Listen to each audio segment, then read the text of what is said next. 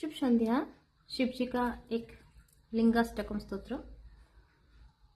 ब्रह्म मुरारी समर्चित लिंगम निर्मल भासित शोभित लिंगम जन्मज दुःख विनाशक लिंगम तत्प्रणमामि सदा शिवलिंगम। देवमुनि प्रवरचित लिंगम कामदहं करुणाकर लिंगम रावण दर्प विनाशन लिंगम तत्प्रणमामि सदा शिवलिंगम। सर्वसुगन्धिशलेपितं लिंगं बुद्धिविवर्धन कारण लिंगं सिद्धसुरासुर वन्दित लिंगं तत्प्रणमामि सदा शिवलिंगम्।